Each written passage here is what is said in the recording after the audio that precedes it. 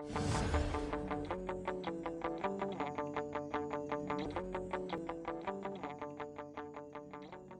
sou a Nádia, eu estou na CWI há 12 anos. Fiquei fora um pouquinho, menos de um ano, no ano passado, quando meu baby nasceu. Voltei agora, tem uns 2 meses que eu estou de volta. Entrei na CWI como estagiária, na área de desenvolvimento. O Edenilson até fazia parte do projeto que eu entrei. Participei de projetos com o Marcelo lá na época do Terra, quando ele trabalhava no Terra. E atuo na área de gestão já tem uns 5 ou 6 anos, talvez um pouquinho mais, de uma forma não tão oficial, porque acho que dentro de uma das minhas características essa questão de liderar, puxar a equipe sempre foi muito forte. Na época de escola eu era líder de turma, líder de gincana, essas coisas assim, então isso são recados que a gente vai recebendo durante a nossa vida e que a gente tem que prestar atenção. Opa, eu sou boa em fazer tal coisa. Então percebam isso hoje, vocês também. Tentem o quanto antes identificar no que vocês são bons e invistam tempo nesses pontos. Não que mais pra frente vocês não possam refletir, voltar atrás e corrigir o curso, mas quanto antes vocês encontrarem esse caminho, melhor. Tá? E eu venho trabalhando com projetos de mobilidade dentro da CWI, acho que desde 2009, mais ou menos, quando começou a aparecer isso dentro do mercado brasileiro, né? Quando os primeiros iPhones foram vendidos aqui e o pessoal começou a acessar a internet a partir do celular aqui no Brasil. E na época eu trabalhava em alguns projetos do Terra e a gente teve a oportunidade de trabalhar num projeto de reescrita do portal que o Terra tinha para dispositivos móveis, né? E aí foi um projeto bem diferente, desafiador para a gente e que nos abriu portas para muitas outras coisas, né? Algumas delas eu vou falar aqui hoje. E aí desde aquela época eu venho fazendo uma apresentação, que é essa que vocês vão ver hoje.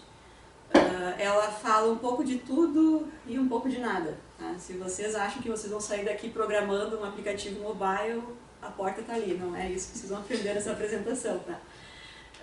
É um overview sobre esse mundo. Eu começo falando de alguns números e estatísticas, né, que eu acho que é legal para a gente ver que, ok, esse mundo está chegando e vamos para frente. Curiosidades desse mundo, algumas coisas que a gente não imagina. Quais são as formas de desenvolvimento, como se cria um projeto mobile, qual é o tipo de desenvolvimento que eu vou ter. E algumas tendências aí que a gente vê daqui para frente. Tá? Vamos começar então falando sobre alguns números. Eu sempre trago, junto com qualquer coisa que eu vá mostrar de número, sempre a referência, tá? De onde que eu tô. Aqui. De onde que eu tô tirando essa estatística, tá? Eu vou publicar essa apresentação depois no site, vocês podem baixar ela, olhar. E entrem nesses sites, naveguem, porque eles são ferramentas que dá para cruzar, ver outras informações também, tentar fazer outros filtros, que eu acho que é interessante, tá? E essa fonte aqui, a StatCounter, ela nos provê uma estatística sobre acesso total da internet no mundo. Tá? Ela tem lá umas formas que tu pode olhar, alguns dados são gratuitos, outros nem tanto, mas esse gráfico aqui, que eu acho que é bem legal da gente olhar, é como que o acesso à internet no mundo está acontecendo desde 2008 para cá.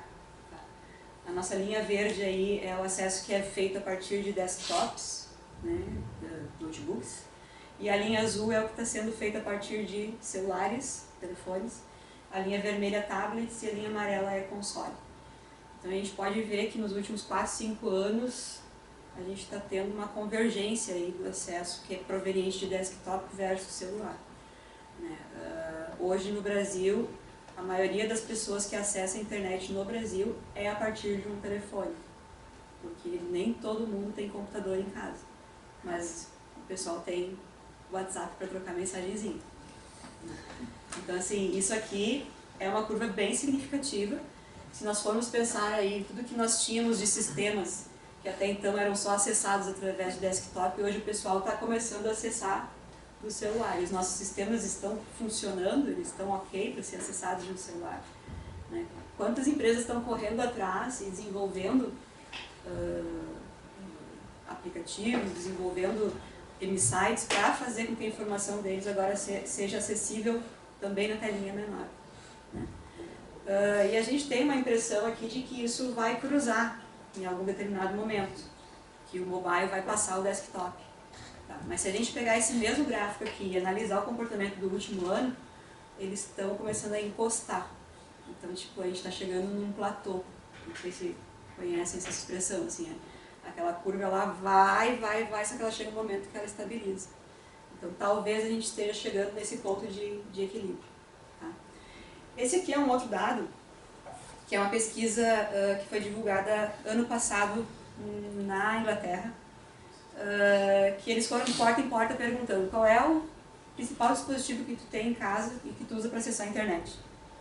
Então, desktop ali, PCs caindo, smartphone crescendo, tablet crescendo e outras plataformas. Mais uma visão aí de uma outra pesquisa que nos mostra que tem um caminho que não tem mais volta, provavelmente. Isso aqui já é Brasil. Tá? É uma informação sobre usuários únicos que acessam sites do Brasil. Tá? Se entrarem nessa Net Market Share, lá eles vão dizer quais são os sites que estão contabilizando para gerar essa estatística. Se nós olharmos aqui, no início de 2011, essa coisinha dos outros aqui, ela era significativa ainda. O que tem aí dentro dos 11? É aquele celular LG que tem um sistema operacional dele, o Samsung que tem um sistema operacional dele, que, graças a Deus, estão morrendo. Se a gente for olhar para esse outro gráfico aqui. Porque existe o desenvolvimento móvel naquela época e existe o desenvolvimento móvel hoje. Naquela época era o samba do crioulo doido, porque não existiam padrões de navegador, cada plataforma desenvolvia o seu navegador. Então tu ia lá, fazia uma funçãozinha JavaScript que ela ia funcionar em 1, 2, 3 telefones e não ia funcionar na maioria. Então essa morte lenta aqui desses dispositivos e a entrada do Android aqui, ela na verdade é uma salvação para nós desenvolvedores. Porque hoje é muito mais fácil fazer um site que funcione em todas as plataformas do que há 4, 5 anos atrás. Tá? Tanto que lá no Terra, a solução que existia inicialmente, a LG lançou um celular novo aqui, beleza, Ctrl+C no site, Ctrl+V no site, aqui para funcionar nesse celular, agora publica. Então eles tinham 56 sites publicados com adaptações para funcionar em aqui vai funcionar em tais e tais celulares, aqui vai funcionar para tais e tais celulares. E aí no Terra, que tinha 9 países, eram 56 sites multiplicados por 9 países e aí virou uma bomba. Que aí veio esse projeto que a gente fez de reestruturação do portal do Terra. Então assim, o mundo hoje de desenvolvimento mobile é muito mais tranquilo do que era 5 anos atrás. E daqui 5 anos eu acho que vai ser muito mais tranquilo do que é hoje. Então, ainda estamos passando por essa curva de melhoria desse mundo, mas sintam-se felizes porque vocês estão entrando já numa época boa agora. Outra coisa, aqui até tem. Nós temos um cara chamado Windows Phone, que é esse vermelhinho dentro do Brasil. Se pegar esse mesmo gráfico aqui no mercado americano, ele é menorzinho ainda, o acesso do Windows Phone. Então eu sempre gosto de mostrar isso aqui para os nossos clientes, porque muitas vezes eles querem fazer o projeto já para as 3 plataformas. Só que tem que pensar, pô, tu quer investir realmente para fazer para o Windows Phone? Qual é a quantidade de pessoas que tu tens na tua plataforma, no teu parque de clientes, que usa essa plataforma? Vale a pena tu investir? Porque a gente tem um IE rodando ali por trás, não é um Pro. E às vezes aumenta o teu escopo de projeto ali em uns 2/3 para poder fazer funcionar. Eu vi que alguém riu aqui, então quer dizer que já entendeu um pouquinho desse problema. Esse aqui é um relatório publicado no passado pela IBM, com resultados sobre a Black Friday.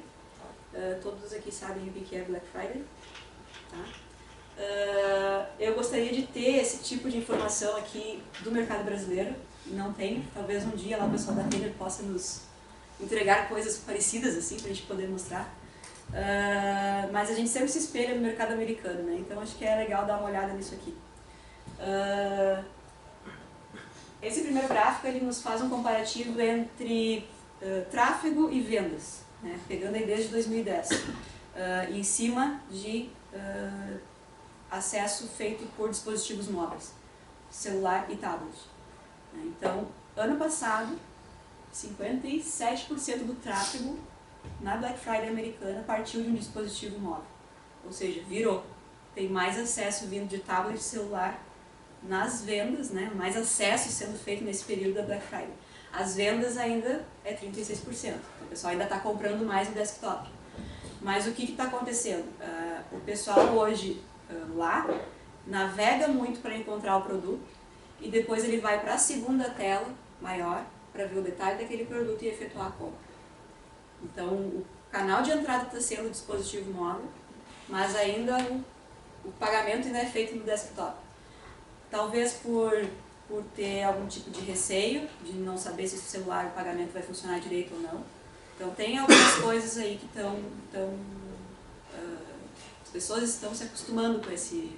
Posso fazer um comentário? Pode. Quando eu vou comprar, eu sempre compro pelo computador, porque eu nem sempre confio no celular. Justamente isso que tu falou agora. Exatamente. Nem sempre eu... E o mercado consumidor americano ele já é um pouco mais maduro que o nosso, nesse sentido, né? Então, se nós fôssemos procurar isso aqui no Brasil, talvez seriam bem menores esses números, né?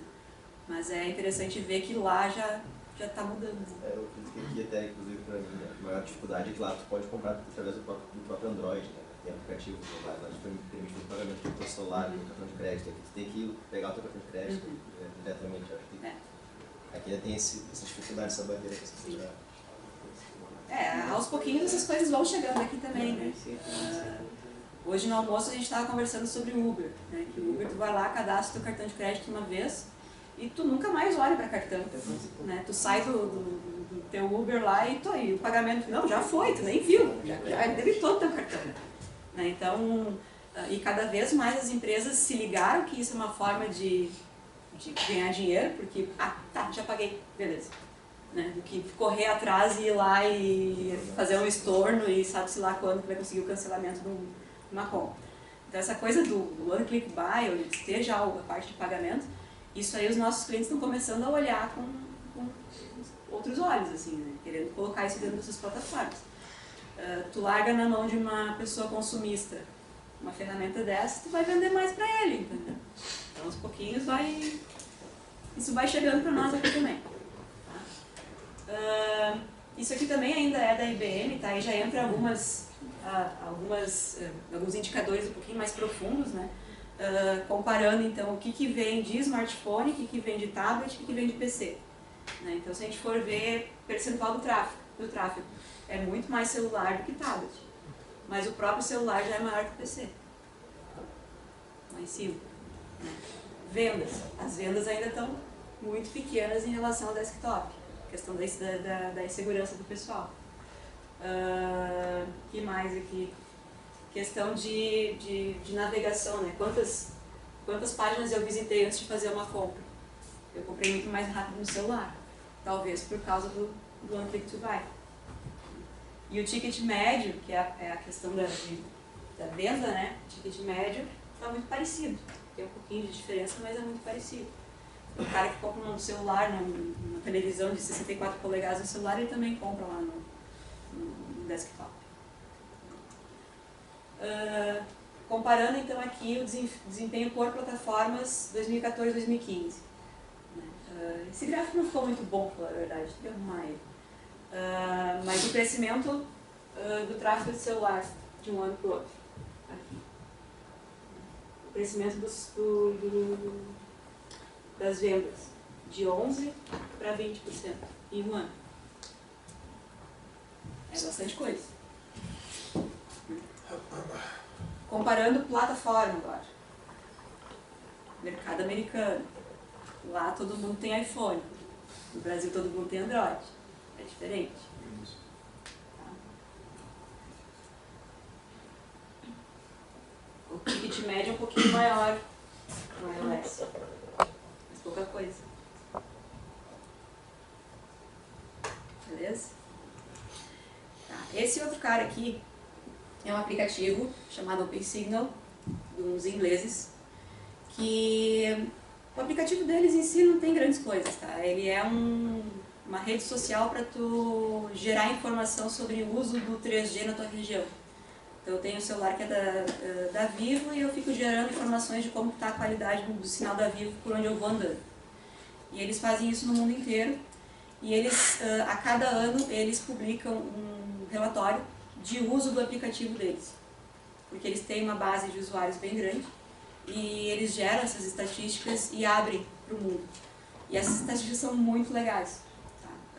São poucas as empresas que fazem isso, que expõem abertamente como eles esses dados de uma forma, tipo, eu quero baixar o CSV dos teus números, dos teus gráficos, eles deixam lá para baixar se tu quiser. E isso aqui é informação privilegiada de uma certa forma, tá? Só que muita gente usa como referência esses dados, porque são bacanas demais.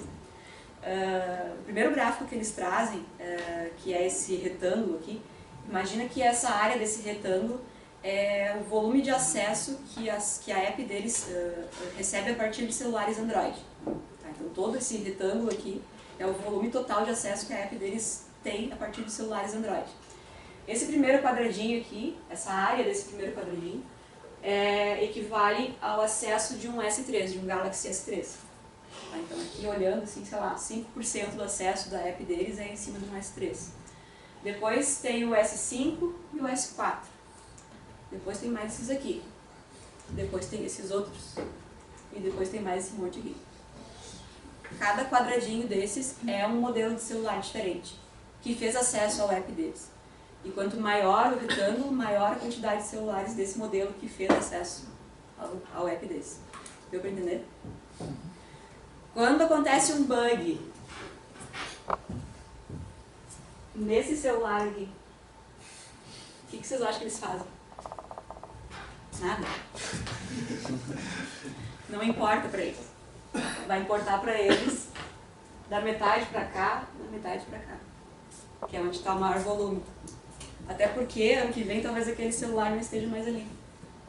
E aí o tempo que ele ia perder fazendo, enfim, a correção do problema, deploy, publicação, o usuário já jogou aquele telefone fora e comprou um novo, que agora é aquele lá em cima. Tá? Então isso aqui é uma informação que os caras entregaram para a comunidade de desenvolvimento. Né? E essa informação ela é bem crítica, porque ela nos ajuda também a enxergar esse mundo e planejar os nossos projetos, né? Olhar para isso aqui. Quem são os modelos significativos? Quando a gente vai montar um projeto com um cliente, quais serão os dispositivos que nós vamos testar esse desenvolvimento? Né? Quem é que mais consome conteúdo? Quais são os dispositivos que mais consomem o conteúdo desse meu cliente? E muitos dos nossos clientes não têm isso aqui. Eles não medem essa informação.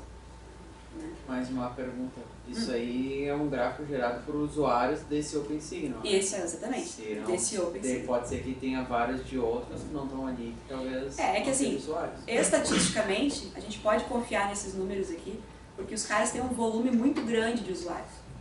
Né? E eles são um app que é acesso mundial. Então, tipo, a forma como eles coletaram esses dados, ela segue padrões estatísticos que me permite ter confiabilidade em cima desses dados. Né? Muito provavelmente, se nós formos pegar um cliente nosso e aplicar isso aqui, a gente vai chegar em algo muito perto disso. Óbvio que provavelmente uns 3/4 desses números aqui vão sumir porque não são dispositivos que existem no Brasil. Mas a proporção vai chegar próximo disso. Você tem que perguntar, eles têm separado por regiões também? Tem, mas aí a gente tem que pegar os dados deles e sair cruzando. Sim. Tá? Mas eles têm algumas coisas já prontas que eu trago aqui. Tá? Essa aqui é uma outra visão que é por fabricante. Então se a gente pegar todo esse lado azul aqui é Samsung. Já é quase 50% dos dispositivos é Samsung. Depois vem LG, Lenovo, barará. Tá. Isso só Android, no caso? Só Android. E aqui eles mostram por país. Qual é a plataforma mais forte em cada país. No Brasil nós temos a Samsung. Então assim, tá parecido com a realidade deles. Né?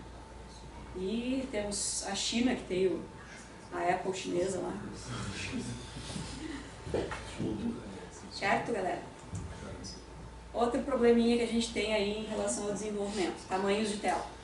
Eu tenho um celular que tem, sei lá, iPhone 6S. Consigo colocar muito mais informação lá dentro do que um 4. Né? E isso na hora que tu vai fazer o desenvolvimento, tu tem que pensar e tu tem que acordar com o cliente o que nós vamos ter de informação. Como que essa informação ela vai ser apresentada, dependendo do tamanho de tela que for entregue para o projeto. Tá? Isso aqui também é da OpenSignal. Isso aqui, cada retângulo desses representa uma proporção de tela, que eles já identificaram que usam o aplicativo deles. Quanto mais escuro é o retângulo, mais dispositivos com aquele tamanho de tela existem usando o aplicativo deles. Então, assim, quando a gente faz o desenvolvimento de um app, e eu vou lá e chamo o Fabiano, chamo a Fernanda para fazer o design da minha tela, eles vão pensar no tamanho de tela padrão do celular. Mas sempre vai ter aquele que vai usar o celular maior. E aí tu vai botar lá, vai ficar aquela coisa... Né? Aí o cliente vai dizer assim, não, mas nesse tamanho de tela a gente podia botar mais isso e um gráfico. Podia. E se ele virar assim, dá para mostrar outro gráfico, mais isso, uma listagem. Podia, mas tu não pensou. Não disse lá no início como é que ia ser, te ferrou. Então estejam atentos para esse quesito aqui. Se a gente comparar os dois mundos, parece que a Apple é a solução, né? Não tem problema, porque só tem meia dúzia de tamanho de tela. Mas essa meia dúzia de tamanho de tela que tem já dá dor de cabeça igual.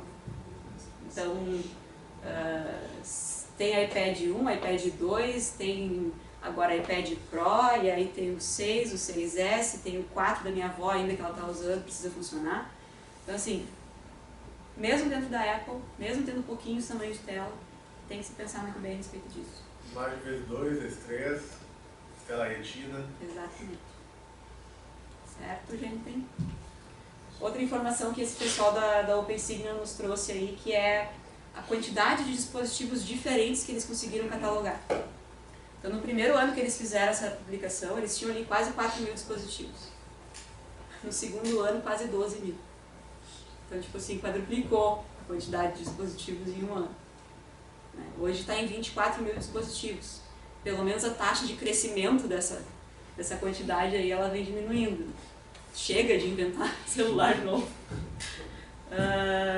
Informação interessante. Os celulares hoje eles são fabricados, Apple, Samsung ou quem seja, para eles terem uma vida útil de 18 meses. Ou seja, em menos de 3 anos, tu vai estar jogando teu celular fora e trocando. Com certeza vocês já devem ter tido 2, 3 celulares na vida de vocês. Né? Quantos mais vocês vão comprar ainda daqui para frente? E o negócio da Apple e da Samsung é vender celular, é vender telefone. Eles vão ficar fabricando e fazendo modelos novos e mudou uma vírgulazinha na tela para poder dizer que é um dispositivo novo, para gerar venda e para ter dinheiro. Então, os nossos projetos, quando a gente faz, a gente entrega, faz o desenvolvimento, entrega, está no ar, ok, em 1, 2 anos ele vai estar defasado esse projeto. Né? Porque layout agora já é completamente diferente. Se a gente pegar 4 anos atrás, o layout bonitinho era ter botão com efeito de sombra, com profundidade, 3D, etc. Aí veio o iOS 7 da Apple e chapou todos os layouts, agora é tudo desenho. Daqui a pouco eles vão lá e inventam outra coisa. E aí os nossos desenvolvimentos vão ficando com cara de velhos. Uma dúvida que, olhando esse gráfico que surgiu, esses dispositivos é considerado só o modelo ou a versão de Android? É a versão de Android também. Isso aqui é User Agent. Né? É o hardware mesmo que eles estão catalogando diferente. Então, Mas se for pensar 24 mil dispositivos, a gente enche uma sala dessas aqui e falta espaço ainda. Haja carregador para tudo isso. E uma coisinha engraçadinha que eles publicam, que é os 10 nomes de dispositivos mais bizarros que eles conseguiram catalogar dentro desse quadro. Não sei o tamanho. Ô fulano, tem um bug lá no Piranha. Pô, o que é isso, meu? Quem é que deixou pra mais? Pentagrama. Exagerou. Então, Não assim, usual. Nossa. Pentagrama. não aparece, entendeu? Existe. Deve ter o usual também. Tá? Versões de sistema operacional. Aqui com relação à versão de Android, tá? Hoje, isso aqui é a versão início de maio. Esse link aqui, eu sempre, quando eu vou fazer essa apresentação, eu tento pegar o último dado. Esse aqui provavelmente é o último dado, que é de início de maio. Tanto a Google quanto a Apple, eles fazem uma coleta no início de cada mês, que eles observam durante 7 dias as versões dos dispositivos que estão fazendo downloads de aplicativos. E aí eles contabilizam isso e divulgam essa informação. Então hoje, no mundo inteiro, né, estatística oficial, a maioria dos dispositivos Android que estão rodando por aí, ou é Lollipop, ou é KitKat, ou é Jelly Bean. Tá? E estamos chegando com o Marshmallow. Isso é bem bom. Né? Mas o gráfico mais legal de todos dessa apresentação é esse aqui. Se alguém quiser explicar esse gráfico para mim, vai ganhar um brinde.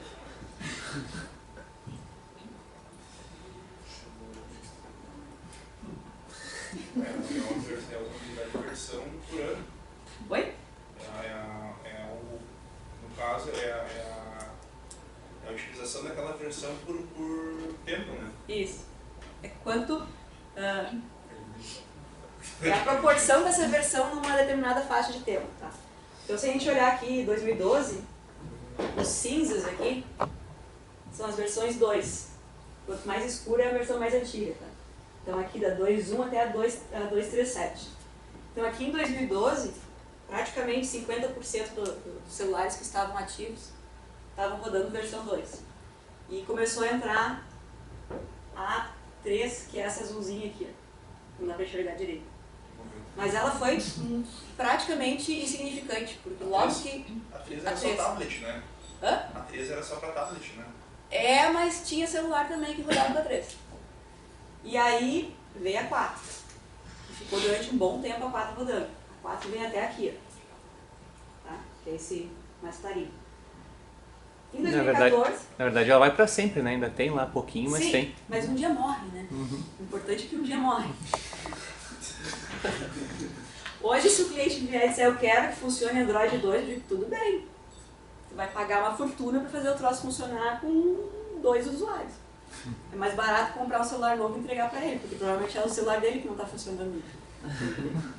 Então, isso aqui é uma visão bem importante que a gente tem que ter em mente, que o projeto que a gente vai fazer hoje, a gente tem que focar em quais versões?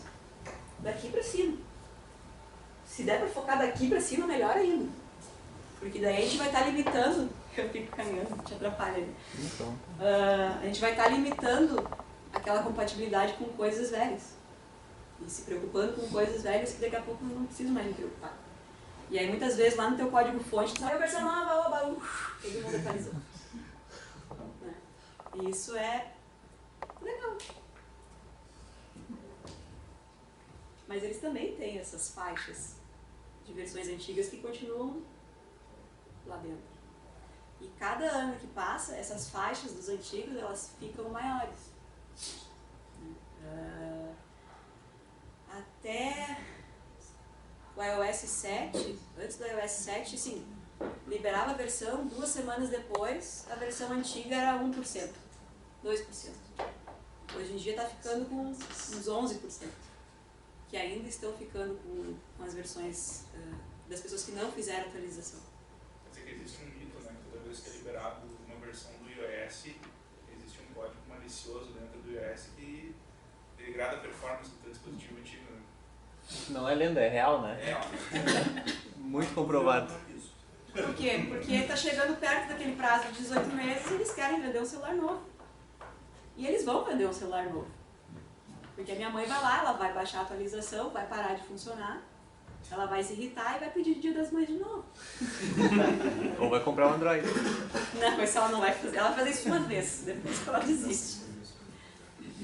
Então assim, a gente convive também no mundo iOS com coisas do passado. Numa escala menor, com problemas menores, mas existe também. Tá? E o legal é que essa curva da Apple, ela é uma curva que ela é mais brusca.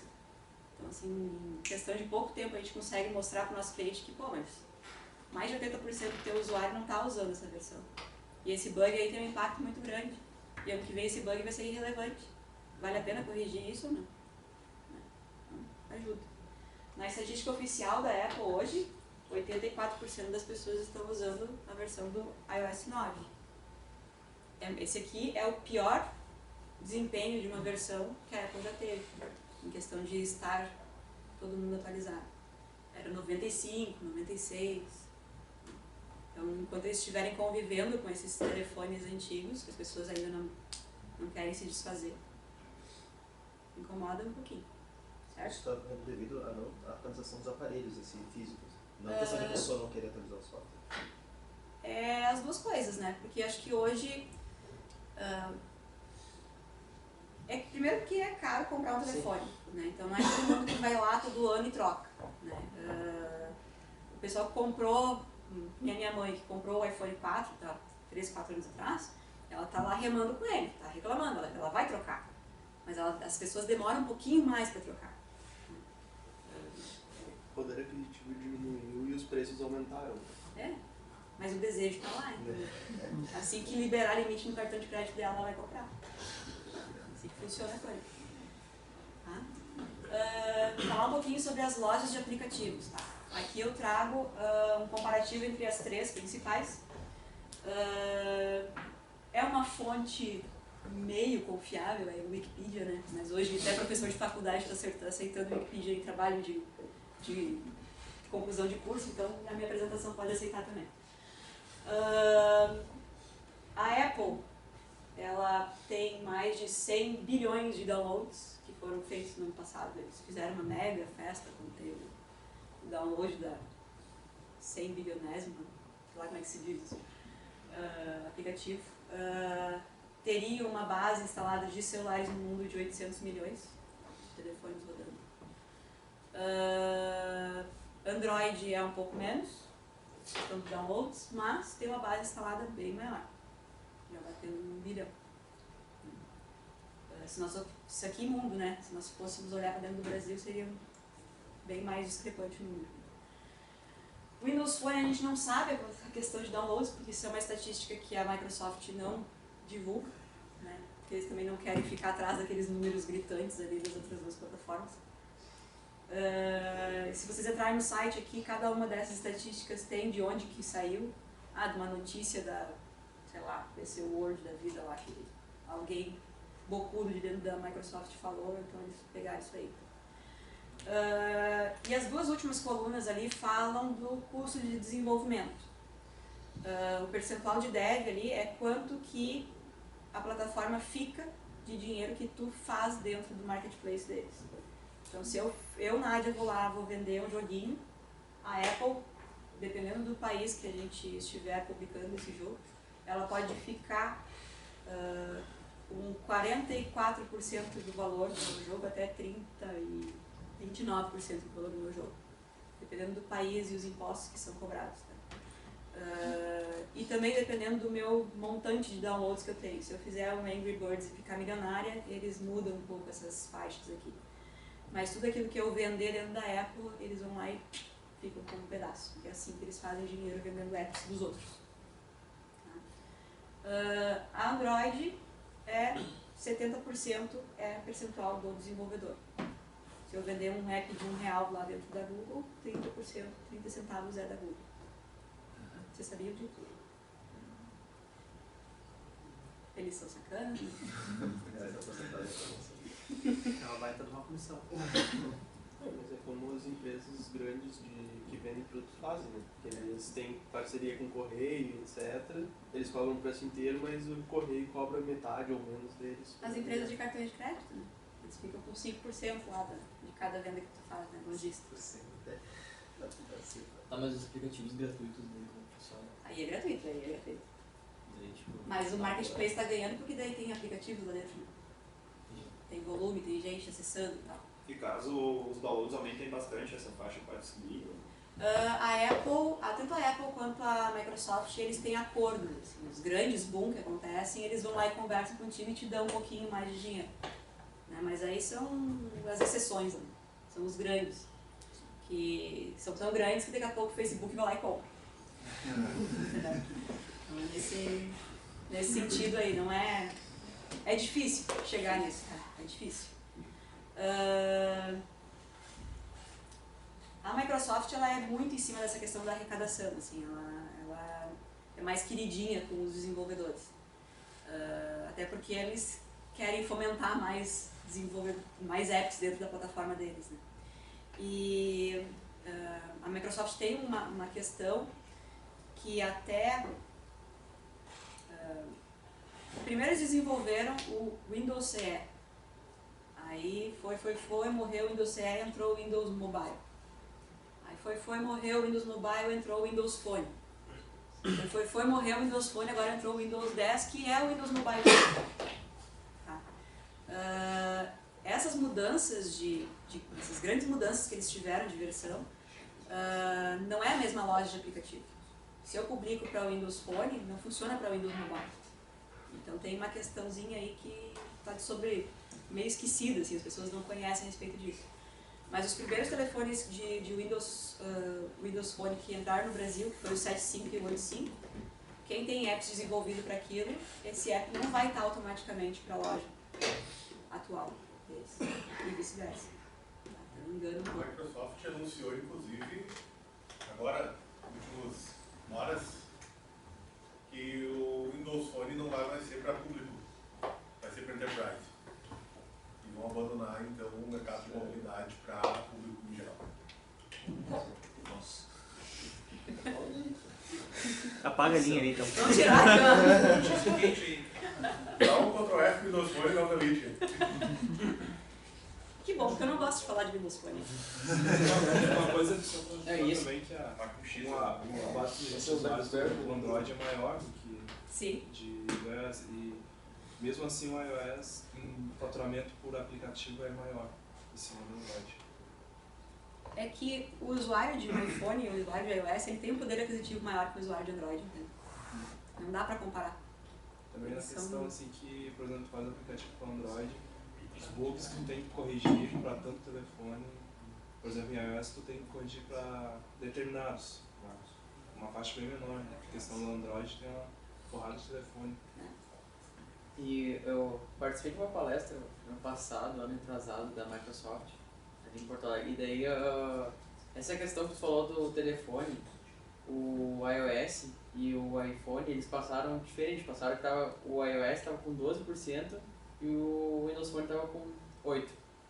E o resto era os outros, sabe? Em questão de acesso à internet? Não, em questão de dispositivos vendidos, sabe? Uhum. Quantos tem? Isso foi quando foi lançado o Nokia 520, desculpa.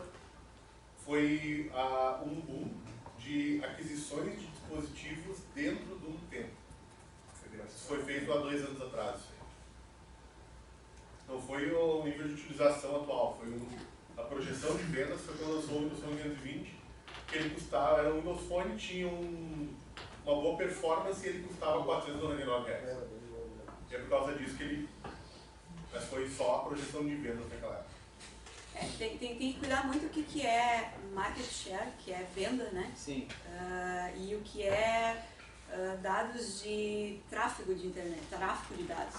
Né? Porque talvez nem todo mundo que comprou esse Windows Phone tem 3G, tem um plano de dados. E está sendo usuário de internet do telefone. Ou ele usa só o telefone para ligar e, sei lá, usar o Facebook. Então, esses gráficos que eu trouxe ali são gráficos de acesso à internet. volume de pessoas acessando a internet, né, e não de venda de dispositivos. Um pouquinho, são coisas diferentes, assim. Porque o usuário de iPhone, ele é um usuário que consome muito internet, né, porque ele consegue fazer isso de uma forma muito fácil. Os Androids mais novos também. Mas se pegar lá no início, assim, o pessoal não era tão adepto de usar a internet a partir do dispositivo. E cuidar muito bem quando tu olha para o gráfico. Que dado é esse? Ai, tal coisa. Faz diferença. E aqui a gente entra numa outra fase dessa apresentação, que é como faço. Como é que eu faço para desenvolver aplicativos para essas plataformas, tá? E a gente tem aí 3 principais separações do que é desenvolvimento para a área de mobilidade. A gente tem um aplicativo nativo, que é aquele que a gente programa com a linguagem da plataforma, com a linguagem da Apple, com a linguagem do Google, compila, publica na loja, vai lá na loja de aplicativo, baixa, instala localmente no celular e eu saio usando. Então esse é o aplicativo nativo. A gente tem um mobile site, que é um site feito para ser usado a partir de um dispositivo com uma tela pequena, né? Um site responsivo poderia entrar aqui também, né? que é a questão de estar lá hospedado no servidor e eu no celular acesso através de um navegador, né? Do browser, do Chrome, do Safari, sei lá o quê. Os celulares têm a possibilidade de transformar esse site em um app, adicionando o ícone lá na tua tela. Então tu meio que pode fazer com que tenha uma cara de app para algumas funcionalidades. E um terceiro tipo de desenvolvimento, que é um desenvolvimento híbrido. Esse cara aqui ele pode ser separado em 2 até, depois a gente vai falar sobre isso. Mas o que é isso aqui? É a ideia de tu ter um desenvolvimento que é feito em uma única linguagem e ele entrega um aplicativo que tu sobe para a loja de aplicativos e tu vai baixar esse aplicativo e instalar no teu celular. Tá? Por que surgiu esse híbrido? Porque em um determinado momento se viu que estava se perdendo muito dinheiro e muito tempo desenvolvendo para a plataforma 1, plataforma 2, plataforma 3, plataforma 4, tendo redundância de código, e aí quando dá uma mudança tem que mudar em 5, 6 pontos. Então começou a se surgir essas soluções híbridas, né, para minimizar aí os nossos problemas. E tem umas questõezinhas de cada uma de quando usar, por que usar, etc. Mas o que eu acho importante aqui é falar um pouquinho dos cases que a gente já fez aqui na CWI e por que cada um foi feito em cada uma dessas plataformas. Tá? Nativo, acho que dá para falar dos 3 primeiros ali, Kirin, Pulk e CE, que acho que foram os principais que a gente, os primeiros que a gente fez também. A Kirin foi o primeiro case de desenvolvimento nativo, foi em 2010, se eu não me engano. Alguém que não sabe o que é Kirin? Tintas Kirin? Todo mundo conhece? Eles são uma empresa de Novo Hamburgo, de tintas e produtos para calçado, cola, abrasivos e coisas produtos químicos. E eles têm um processo que os clientes deles, as indústrias que usam os produtos químicos deles, passam por auditorias do próprio pessoal da Kirin para ver como que eles estão usando o produto da Kirin dentro da indústria. Se aquela cola de sapato está sendo armazenada no lugar certo, com temperatura certa, se o processo de utilização daquela cola está sendo feito corretamente. Então eles têm auditores da Kirin que visitam o chão de fábrica dos clientes deles para ver como que eles estão usando o produto da Kirin dentro das fábricas. Tá? E aí na época o gerente de TI da Kirin, esses auditores eles trabalhavam com planilhas, né, no país inteiro. O gerente de TI comprou um iPad para ele e quero comprar iPads, colocar na mão desse meu pessoal aí para otimizar o processo dele dentro das fábricas. E aí nos chamaram, a gente fez o projeto para eles e o projeto nunca foi colocado no ar. Tá? O segundo app nativo mais legal que a gente fez foi o da PUC. Tem algum aluno da PUC? Já foi. E era bem bom o aplicativo. Muito obrigada.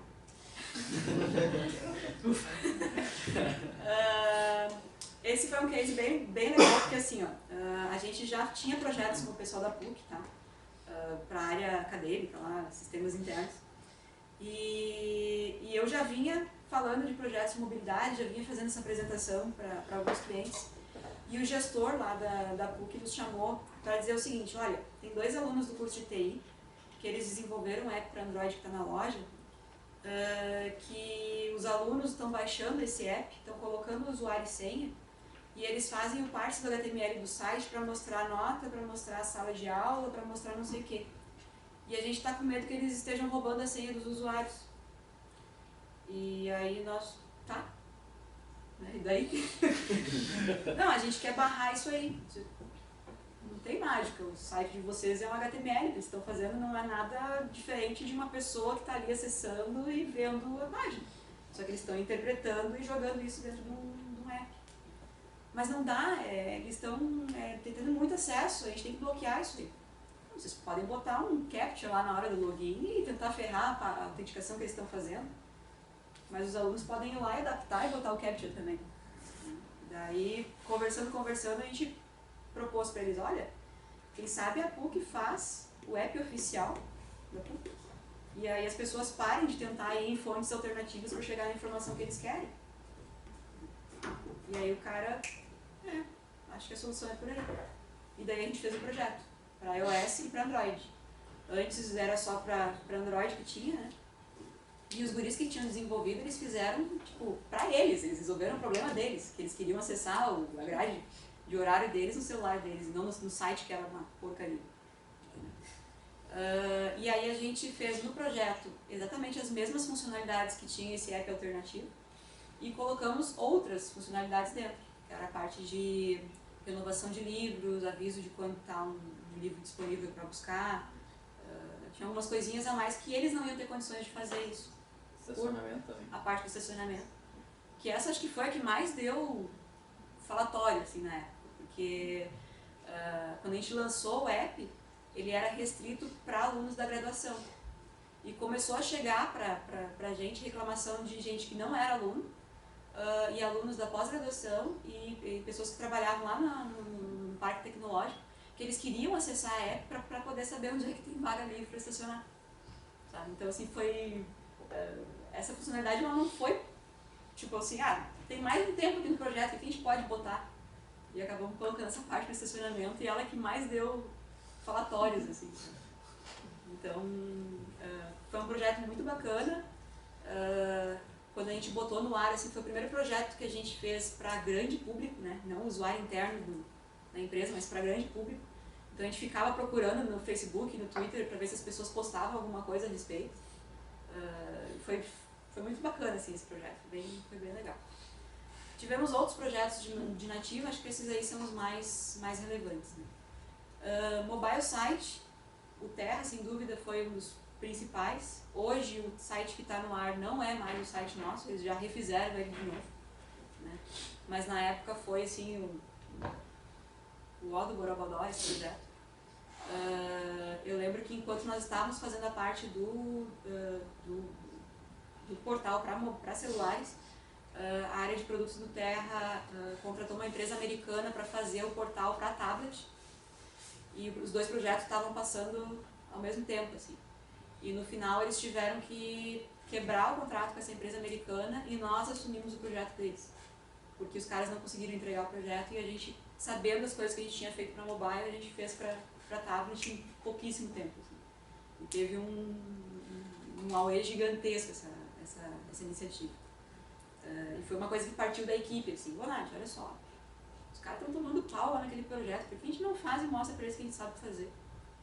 Aí os guris pegaram 2, 3 telas lá, arrumaram, a gente levou pro Rafael, que é o diretor do Terra, mostramos para ele e ele, corta o projeto com os americanos e vamos entregar para a cidadania. Tá? Então, tipo assim, foi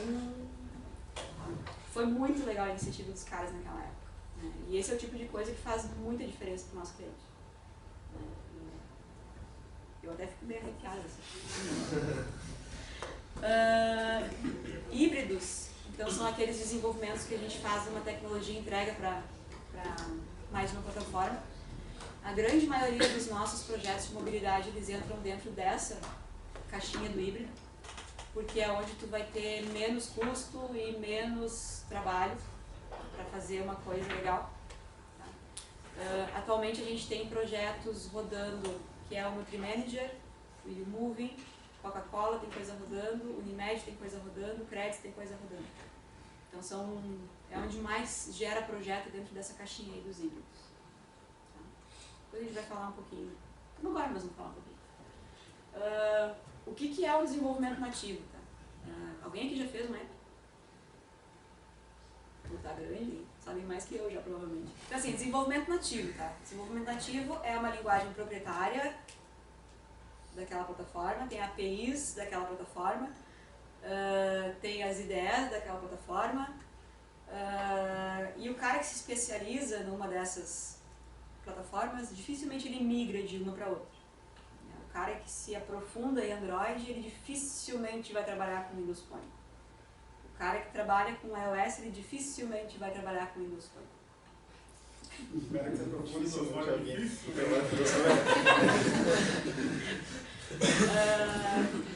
Porque assim,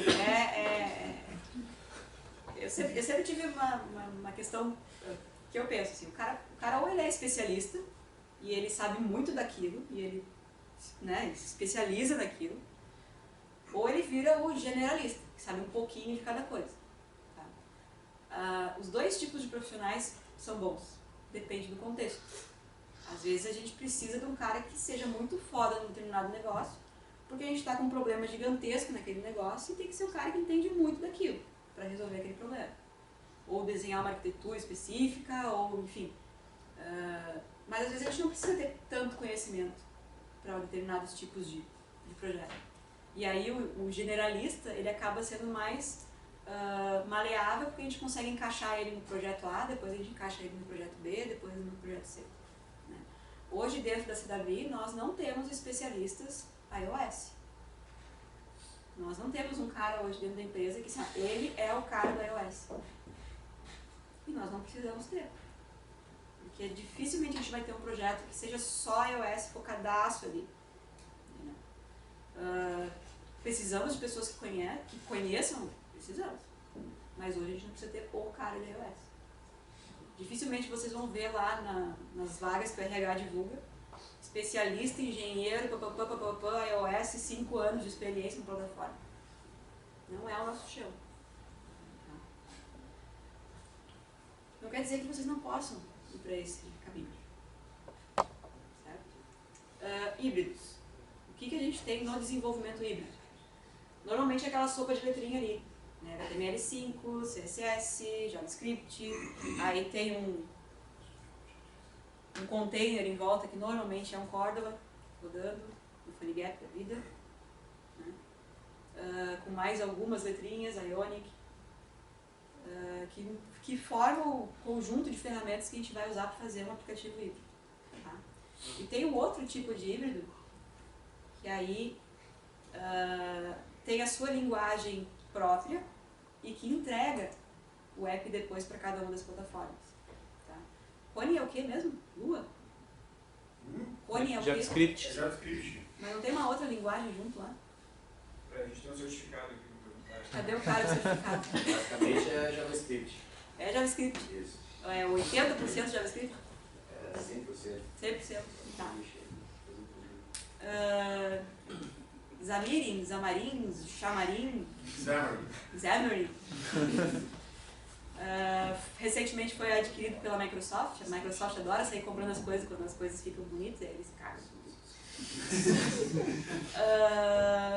Eu acho que dessas três hoje, que a gente está mostrando aí, é a melhor plataforma. Eu acho que não temos caso, nenhum case dentro da CWI. Um dia talvez teremos. Accelerator, que era até um tempo atrás Titanium. A gente tem um case que foi feito nessa plataforma, mas também é com JavaScript e mais uns XML, umas coisas meio malucas. Mas a ideia deles é que gere um compilável, né? Ele interpreta e gera o compilável na linguagem nativa, diferente daqueles carinhas de cima ali. A gente tem um container e um HTML enfiado dentro. Tá? Prós e contras. Quando que eu vou usar uma coisa, quando que eu vou usar outra coisa. Tá? Desenvolvimento híbrido. A gente tem uma curva de aprendizado que ela é menor, porque normalmente a gente tem uma linguagem aí que é um JavaScript por trás. Então, quantos aqui hoje conhecem JavaScript? Conhecer.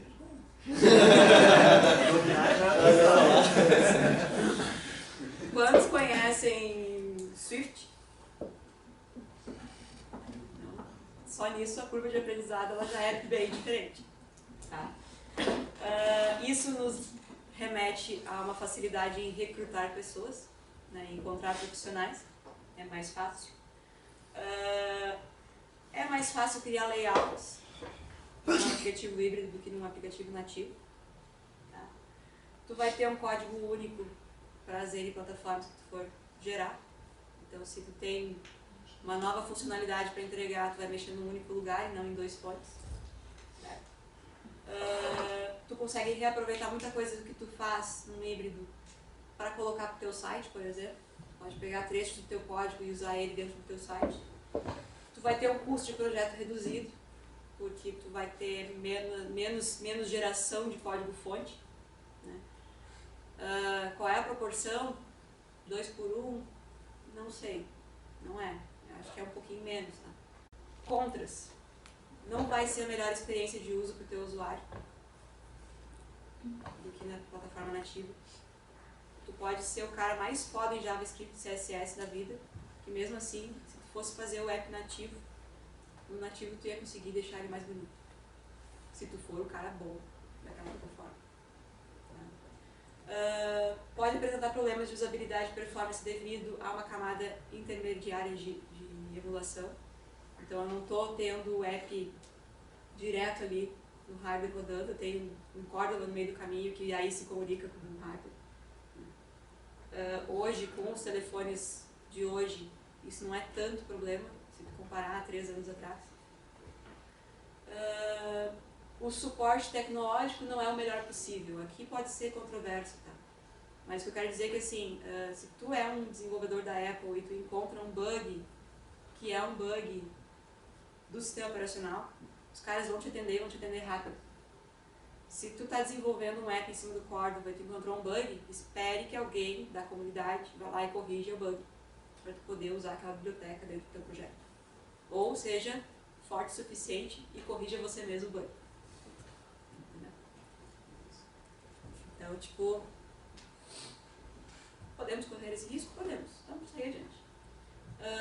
Contra também a questão da aprovação na App Store, na Apple. Hoje em dia, eles estão muito mais críticos no processo de aprovação de um app que foi publicado na Apple, depois eu vou falar sobre isso melhor, barrando determinados aplicativos por usar bibliotecas e coisas free, e coisas do mundo híbrido para publicar na Apple. Nativo, prós e contras. Performance, se eu quero ter o app mais rápido do mundo, ele tem que ser nativo. Melhor experiência, eu já falei antes. Tu tem excelentes ferramentas nativas para poder fazer debug. Eu acho que talvez hoje a gente tenha mais recursos dentro do mundo do desenvolvimento híbrido, mas elas ainda não são iguais às ferramentas nativas. SDKs documentadas e mantidas por grandes empresas. Então, nós temos aí a retaguarda da Google e da Apple por trás. Melhor resposta na utilização de componentes de hardware. Então, se tu vai usar câmeras, se tu vai usar acelerômetros, se tu vai usar GPS, mapas, tarará, vai ser um pouquinho melhor no nativo do que no desenvolvimento híbrido. Contra, que eu já falei antes, é um código para cada plataforma, que leva a um custo maior de projeto, que leva a um tempo maior de projeto. Né? Ter os profissionais específicos para cada uma das plataformas, então isso pesa também. E um maior custo de manutenção evolutiva devido a essa natural duplicidade que a gente tem nos códigos fontes. Em cima desses prós e contras, o que é mais utilizado hoje? Faz nativo ou faz... Dos nossos clientes é híbrido. Mesmo com alguns problemas de performance? Sim. Porque assim, depende muito da razão de existir do aplicativo. Sim. Tá? Ano passado a gente fez um projeto para Marco Polo que ele teve que ser nativo porque eles tinham um dispositivo Android que tinha leitor de código de barra. Tá? E eles queriam agilidade na hora de fazer o processo de pique de peças, que eles vão lá pipi, pipi, pipi, pipi, né? E então foi feito um desenvolvimento nativo. Principalmente por causa dessa integração com esse hardware, que nenhuma plataforma ia ter, Cordova ia ter a integração, nós teríamos que implementar isso. E outra porque trabalhava com muitos dados offline. Ele poderia estar numa zona sem acesso e ter que fazer aquela leitura dos dados, guardar e depois sincronizar. Então, esse foi um projeto que temos um motivo, uma razão para ele ser nativo. Mas a grande maioria dos projetos que a gente faz não se justifica fazer nativo. Sem uma necessidade muito específica. Exato. Porque ou o cara é Unimed, o que ele vai lá consultar? Onde é que está o médico, é detalhe do plano de saúde, é o extrato do pagamento, saber onde é que é o consultório do médico. Entendeu? E para eu ter acesso a essas informações eu tenho que estar online, porque eu não vou baixar a base inteira da Unimed dentro do celular do cara. O projeto que a gente está fazendo do YouMoving, que é de eventos esportivos. Quero saber os eventos esportivos que estão acontecendo aqui em volta de mim. Eu tenho que ter internet para chegar no lugar e saber que tem uma corrida acontecendo 2 quarteirões daqui. Um app híbrido é só com internet? Não. Ah, tá. Tu pode fazer informações armazenadas localmente. Existem questões por trás disso que envolvem a segurança desses dados, por exemplo. Como é que esses dados são gravados dentro desse teu celular? Essa informação ela é uma informação crítica, que se alguém roubar o teu celular, ele vai poder plugar esse celular no computador e roubar essas informações lá de dentro. Tem clientes nossos que sim, se alguém tiver acesso a determinado tipo de informação lá, está roubando dado estratégico da empresa. Num caso desses, eu não ia recomendar uma aplicação híbrida. Então, tudo tem que ser pesado de acordo com o que é o propósito do app. Quais são as ferramentas e tecnologias que estão por trás, então, do desenvolvimento nativo? Isso aqui vocês devem saber mais do que eu. Mas a grande mudança que teve na Apple aí nos últimos 2 anos foi a questão de vamos tirar o Objective-C e vamos entrar com o Swift. E hoje os aplicativos estão com essa lambança de 2 linguagens aí dentro. Coisa meio estranha. O Android também já há rumores de que o Java vai cair fora. Vai entrar o Swift. Aí, se nós tivermos as 2 grandes plataformas trabalhando com a mesma linguagem, legal, né? Daqui uns 5 anos a gente volta a pensar sobre isso e vamos ver se esse negócio deu certo. Mas aí sempre vai ter a Microsoft ali embaixo. Tá. Outra coisa, push notification. Isso aqui eu boto uma parte específica para push porque as pessoas não sabem o que é um push e como que um push acontece. Tá? E aí tem um gráfico bem bonitinho explicando. O push ele acontece com 3 pontos. Tá? A gente tem os servidores lá da Apple, da Google, da Microsoft. A gente tem o celular do cara e a gente tem o nossa API, nosso back-end, nosso back-office, qualquer coisa que fica dentro de um servidor em algum lugar na Amazon ou whatever. Tá? Como é que funciona uma autenticação, uma notificação de push? A primeira coisa que acontece quando tu abre o app, o usuário foi lá e baixou o app pela primeira vez, tu vai perguntar para o usuário se ele aceita receber a notificação. Isso funciona o mesmo fluxo para as 3 plataformas. Tá? Se o usuário disser que ele sim, eu aceito receber o push aqui da aplicação ABC, o celular dele vai fazer uma requisição lá para o servidor, para os serviços da plataforma, dizendo o seguinte: esse celular aqui, com aplicativo tal, está pedindo para receber push. Tá?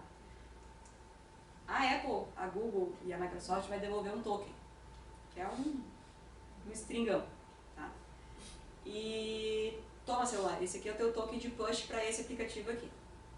A gente tem que fazer com que o aplicativo mande para a nossa base de dados esse token, dizendo, ó, esse token aqui é do celular do Bruno, que é um iPhone. E eu tenho que guardar essa informação na minha base de dados aqui, esse token. Se eu quiser mandar um push para o Bruno, eu tenho que usar essa informação.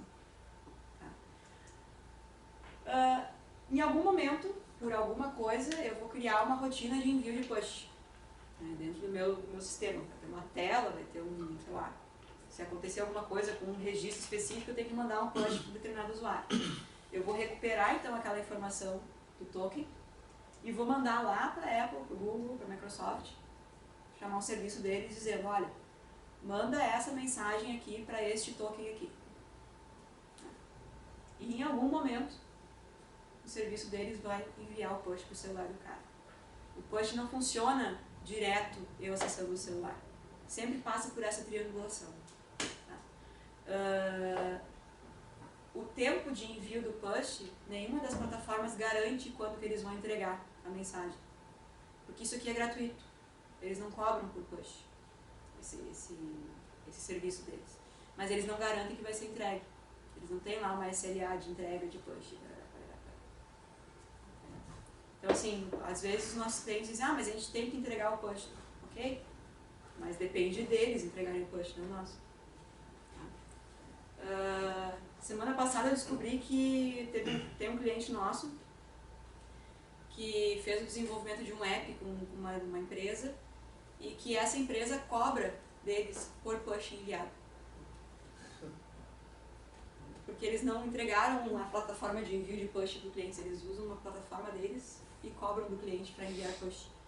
E aí o cliente veio nos falar, quanto é que vocês vão nos cobrar por push? Hã? Como assim? Cobrar por push que a gente for enviar, quanto que a CW cobra? Não estou entendendo.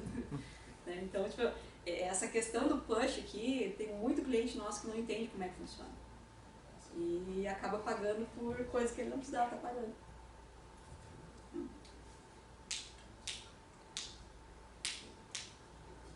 Outros pontos relevantes.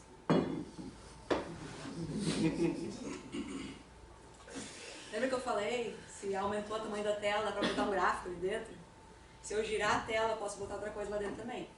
Então, assim, pensem muito bem quando fizerem uma proposta de um projeto, ou uma estimativa de um desenvolvimento, se essa tela tem que rotacionar sim ou não. Tá? Vai funcionar no tablet? Vai. Mas vai ficar esquisito. Porque não foi feito para o tablet. Né? Dados offline e sincronismo desses dados.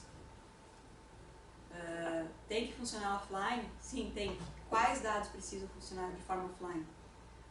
O que eu preciso fazer por trás para garantir que esses dados estejam em sincronia com o meu servidor? Isso aqui pode aumentar o tamanho do escopo do projeto em 2, 3, 4 vezes. Então tem que estar muito atento a esse tipo de coisa aqui. Limitar as versões mínimas e máximas do sistema operacional, aquelas curvas que a gente estava vendo antes. Chegar para o teu cliente e dizer, olha, não vai funcionar em tais versões. É daqui para frente. E mesmo assim, da frente, tu tem que dizer para ele, cara, eu não sei o que a Apple vai inventar no que vem. Não tem que garantir que vai funcionar no celular novo deles ou no relógio deles. Considerar dentro do tempo de projeto, então, quais são os dispositivos que vão ser testados, quais são os tamanhos de tela que vão ser testados, quais são as versões de sistema operacional que vão ser testadas. O processo de criação das contas para a publicação dos aplicativos. Alguém aqui já criou uma conta de desenvolvedor na Apple? Não? Existem duas formas de tu criar uma conta de desenvolvedor na Apple. Uma é eu, Nádia, quero ser inventiva, vou criar um app revolucionário e vou publicar lá no meu nome, vai aparecer Nádia como seller, né, vendedor. Ou CWI, quero publicar um aplicativo. E a CWI é uma pessoa jurídica. Para fazer o cadastro na Apple de uma pessoa jurídica, demora quase um mês para tu ter a criação da conta. Tá? Eles pedem cópias de documentos que tu tem que mandar para eles. Tu tem que mandar fax para a Apple com cópias de documentos, porque eles não aceitam por e-mail, porque não é seguro. Fax é mais seguro que e-mail. Tá? E cada vez que a gente fez criação de conta para clientes nossos, cada vez que a gente fez, teve alguma coisa diferente que aconteceu. Então, assim, se a gente vai fazer um projeto para um cliente novo, ok, deu start do projeto, a primeira coisa que vai ser feita é a criação das contas. Na Google é bem rápido. Tendo um cartão de crédito internacional, em meia hora tu faz a conta. Diferente de se é a Nádia, a padaria da esquina, Unicinos, é rápido, fácil, mas ao mesmo tempo, se eu quiser chegar lá e dizer que eu estou criando a conta da GVDASA, eu criei, entendeu? Eles não estão fazendo nenhuma verificação para ver se eu sou da GVDASA ou não. Então a Apple tem esse período de criação de conta mais longo de empresas, porque eles realmente estão verificando se tu é uma pessoa responsável por aquela empresa que tu está tentando criar a conta. Tá? Na Google isso passa meio batido. Esse processo de criação da conta para empresas necessita de um número chamado DUNS, que é um CNPJ internacional, e tu tem que primeiro ter esse DUNS para depois poder fazer a criação da conta na Apple. Tu tem que pagar para obter esse DUNS. Aqui no Brasil tu paga uns R$900 para obter o DUNS. E aí depois quando tu for fazer a conta na Apple, tu tem que pagar mais os $99 da Apple. Na Google são $25, que tu paga uma vez e tem pro resto da vida. Na Apple tu paga todo ano a renovação na conta. Se na Apple tu quiser fazer a publicação de apps Enterprise, que é só as pessoas de dentro da minha empresa, é uma conta mais cara, é $199 por ano. Tu vai pagar para eles. E outra coisa bem relevante em relação às contas é que cada conta de desenvolvedor da Apple pode ter vinculado a ela 100 dispositivos de teste. Eu vou lá, fisicamente, pegar um número do meu iPhone e cadastrar na conta da CWI. E agora essa conta da CWI ela pode publicar apps que vão ser testados naquele telefone. Se eu não fizer esse vínculo, eu não consigo entregar um build de teste. E aí, tu tem esse limite físico de 100 dispositivos. E muitas vezes a gente começa um projeto com um cliente nosso, que ele não tem a conta ainda, mas a gente tem que sair gerando build, porque a gente tem que validar a versão. E aí a gente usa a conta da CWI. E hoje a conta da CWI está com 56 dispositivos cadastrados lá dentro. Tem o meu celular, tem o celular do James, tem o celular da Coca-Cola, tem o celular de não sei quem, que a gente vai usando esses slots que tem. E a cada ano, quando é renovada a conta, a gente pode ir lá e apagar os dispositivos que foram vinculados. Eu não consigo ao longo do tempo ir adicionando e removendo, adicionando e removendo. É uma vez por ano que tu pode limpar essa listagem. E se tu não fizer isso antes da renovação, se tu meter o cartão de crédito lá e renovar e não fez a limpeza, é só no outro ano que tu vai conseguir tirar aqueles devices. Então assim, às vezes o pessoal, instala mais nesse aqui, instala mais nesse aqui. Só quando tiver a tua conta. Aí quando tu tiver os teus 100 numerozinhos lá, 100 posições, tu vai poder mandar o teu app para quantas pessoas tu quiser. E essa primeira publicação, essa primeira auditoria, demorava de 10 a 20 dias úteis para acontecer. E a Apple, umas 2 semanas atrás, ela notificou que agora essa primeira publicação vai acontecer no prazo de 3 a 4 dias úteis. Então a gente ainda não passou por isso aqui, a gente não fez nenhuma primeira publicação nessa nova agilidade deles, tá? Mas deve ter resolvido. Porque é uma ansiedade para nós e para o nosso cliente, né? Vai lá, publica, agora senta e espera ver se eles vão aprovar. Porque eles rejeitam, né?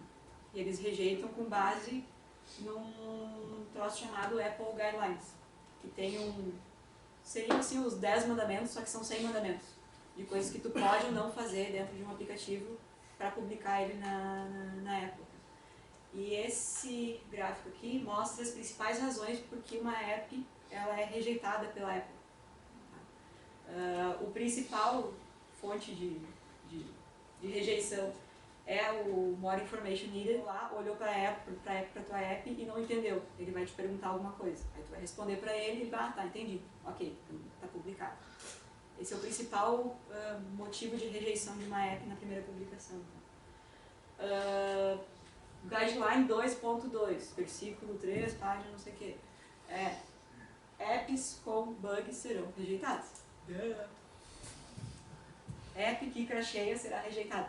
Então assim, é legal de ler isso aqui, porque tem algumas coisinhas que para nós parecem óbvias, mas eles vão lá e fazem toda uma bíblia de como é que tu pode desenvolver um app.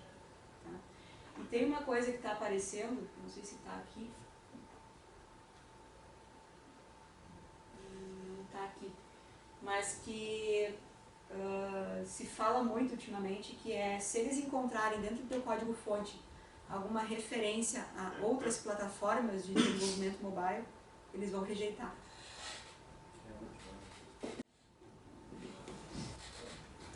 Não, é que aqui é... pode ser. Acho que essa é a última aí.